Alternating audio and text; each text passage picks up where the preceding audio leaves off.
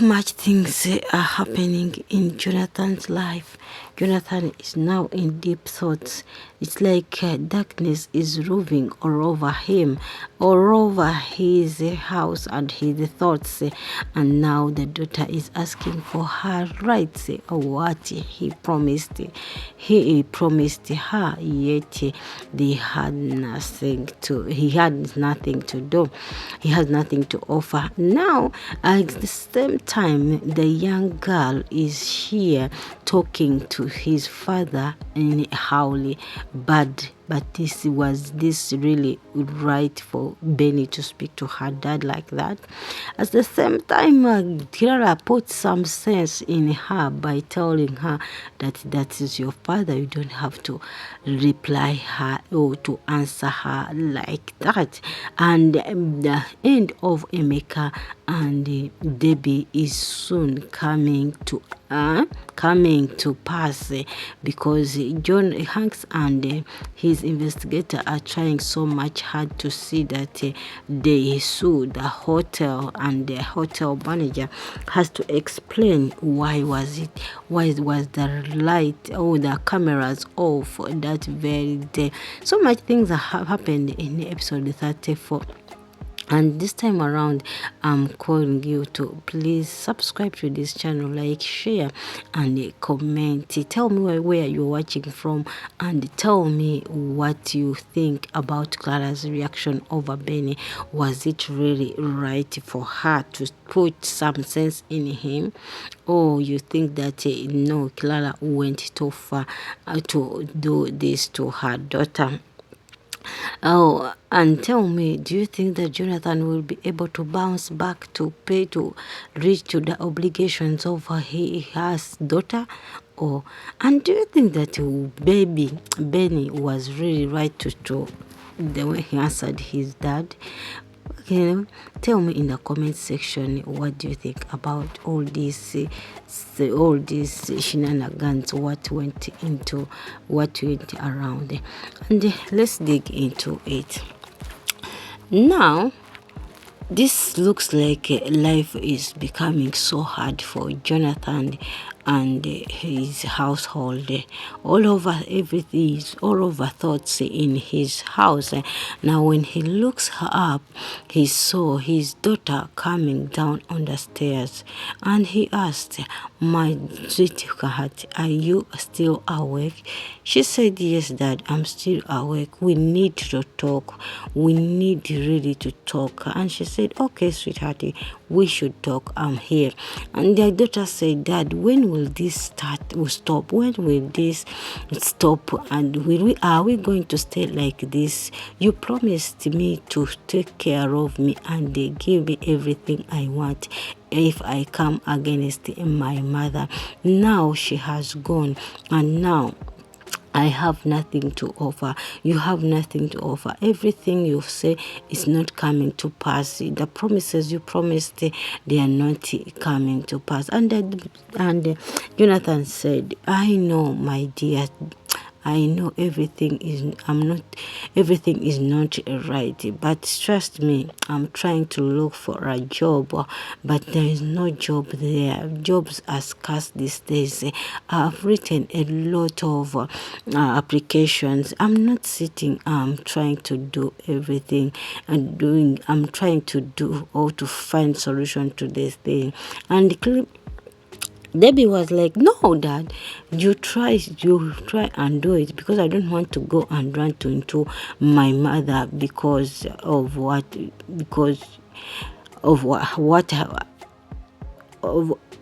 I did to her.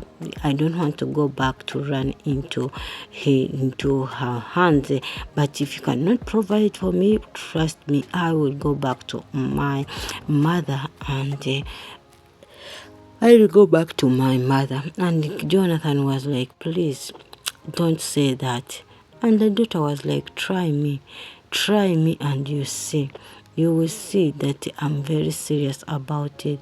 Jonathan said, "Please, I'm getting," and she said, "You are getting to my last nerve. We barely feed two meals a day, and now even the things for the school you cannot provide them. Does it mean that you cannot take care of me? Jonathan said, no, daughter, I have to take care of me, and it's my responsibility. But he doesn't know. But it seems like everything is not easy to get. And we all know in Africa, jobs are not easy to be found. Jobs are scarce. But I do blame Jonathan. If you know that you did not have a job, why did you send away the breadwinner of the home? Trust, truly, for sure, let's be serious. You don't have a job. And now, you send away the breadwinner. So this guy said, please, try me. If you don't cannot provide for me, I'll go to my mama and I'll go somewhere where you might not see me. And she went. As she was going, the lights went off, and Jonathan was like, what happened to the lights? And the daughter said, what else? If it's not exhausted, you need to recharge again so that we can have power again. And she went up. But to some extent, as I told you, I agree with Benny. If you cannot take care of your daughter, then the breadwinner, you send away the person who was feeding the family. You would have just first got a job, then you send away the person. But no, you send away the person, but you cannot feed. You can barely feed. Like really. We should be very serious, because jobs these days are not easy. And you trust me, your friends like you when you have something.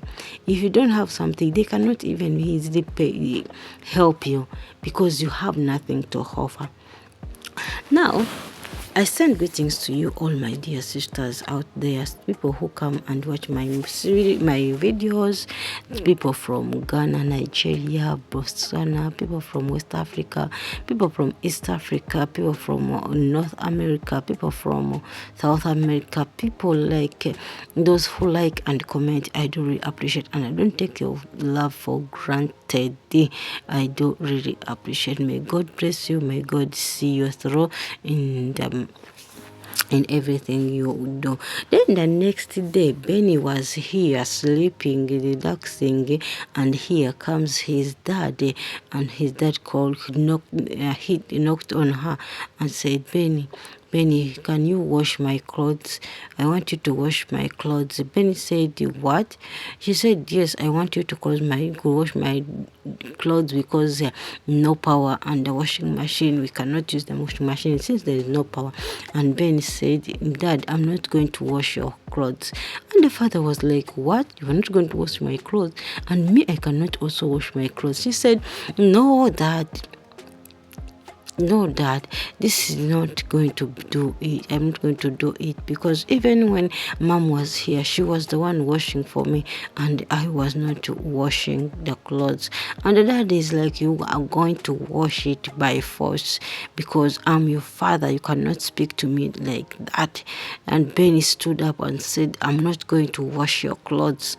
And wanted to leave. The dad pushed her down, and Ben said, what did you do? The father said, and I would slap you, Benny. I'm your mother, I'm your father. You cannot speak to me anyhow like that. And Ben was like, yes, you are my father, but if this thing repeats itself next time, I'll make sure that I'll leave this house and you will never see me again. And this is when Teresa came. But for sure, let's talk about Benny's reaction. Benny, we understand maybe you might not be able or knowing how to wash the clothes by hands. Yes, we understand. But do you think that this was the right way of speaking to your dad? What kind of rudeness did you express? This was a rudeness, a way of rudeness to your dad, which is not good at all. Remember, he still remains your dad, despite that he has nothing to offer to you, despite that he's going through a lot of financial problems, but still he is your dad, because one day he might bounce back. One day he might get a job if he puts down his ego and fight. Remember that Jonathan blamed Clara for not paying the job, the electricity, what. Jonathan, you are blaming Clara, but Clara is not your problem. Clara is not your problem, but you yourself, you are the problem of yourself. Why? The ego and the pride which you are carrying on your shoulders are the one which are heavy on you now. If you try so much and put your ego down, your pride down, and you become a real man who knows that now life has hit me left and right, maybe I'll have to look for a job despite that in a job. But no, you're still putting your ego down. But to Benny, this was not the right thing to do, the right way of speaking to your dad, because you don't want to wash. You would have at least told the dad that I cannot do that. Yes, he could understand, and even you could explain in a calm way, because that doesn't change the fact that he is your dad. So that's when Madame Teresa intervened and asked, what's going on here? And she found Benny